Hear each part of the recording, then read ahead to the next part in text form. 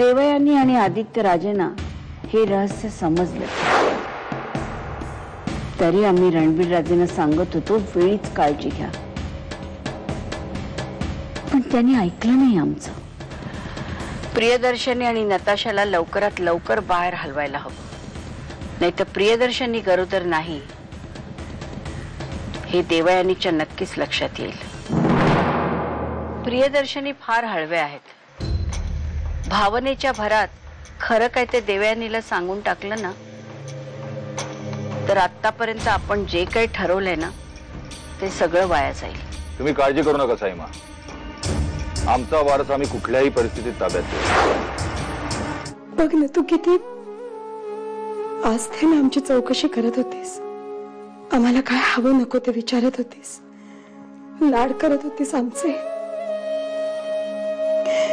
आणि आम्ही मात्र तुझ्याशीच खोटं बोलत राहिलो. खरंच देव, खरंच सांगतोय आम्ही, कित्येक वेळेला वाटलं की येऊन तुला सगळं खरं खरं सांगून टाकावं, पण हिम्मत नाही का झाली. या सगळ्यात मला एक वेगळीच काळजी वाटते. म्हणजे यामागे नताशाचा काय हेतू असेल? तुला काय म्हणायचं आम्ही समजलो नाही. पण ही नताशा दिसते तेवढी सरळ नाहीये.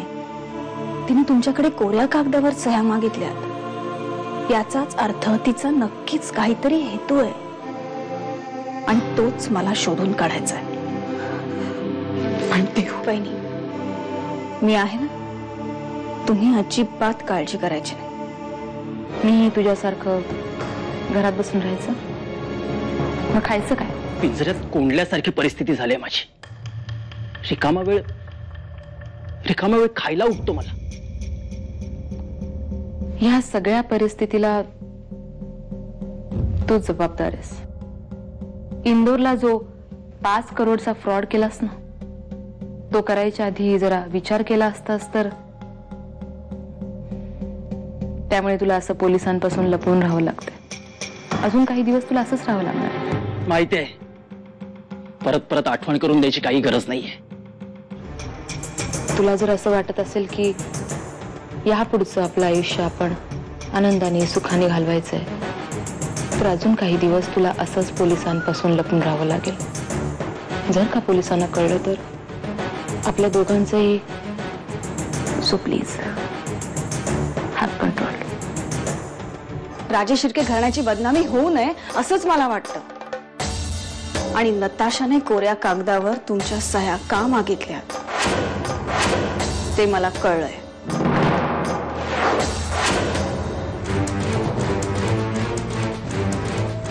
तू काय आम्हाला मूर्ख समजतेस?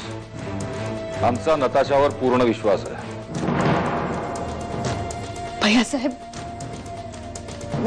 प्लीज नताशावर इतका विश्वास ठेवू नका. मी फक्त तुम्हाला सावध करते. त्याची काही गरज नाहीये. आम्ही प्रत्येक गोष्ट विचारपूर्वक करतो, त्यात कुठलाही बदल होत नाही. पण भैयासाहेब, बस. अमोली, असली पोस्टर्स आपल्यासारख्यांच्या घरात चालणार नाहीत. हो, बिग डील डॅड. डॅड, तुमची पिढी वेगळ्या पद्धतीने वागली म्हणून मीही असंच वागावं, हा अट्टास काय तुमचा? आहे ना तयारी देशासाठी बलिदान करायची? लढणार कसे मग तुम्ही? बोला ना. सर, माझी तयारी आहे. माझ्या वडिलांनी केलेल्या देशसेवेबद्दल मी लहानपणापासूनच ऐकत आले, आणि आज जर या मिशनवर मला शहीद व्हावं लागलं तर यासारखी दुसरी अभिमानाची गोष्ट माझ्यासाठी नसेल. गुड. फक्त हेच स्पिरिट तुझं मिशनवर जाईपर्यंत कायम ठेव. मिशनवर जाणं हे काय स्वयंपाकघरात जाऊन भाजी करणं इतकं सोपं नाहीये. You may go now. विक्रम जरी तुझ्या विरुद्ध गेले तरी साईमा, प्रिया आणि आम्ही तुझ्या बाजूने आहोत. कॉन्ट्रॅक्ट मध्ये काही मेन्शन करायची गरज नाही. हा राजे शिर्केंचा शब्द आणि तो खरा होणार. तू स्वतःची काळजी घे, आम्ही तुझ्या पोटातल्या बाळाची काळजी घेऊ.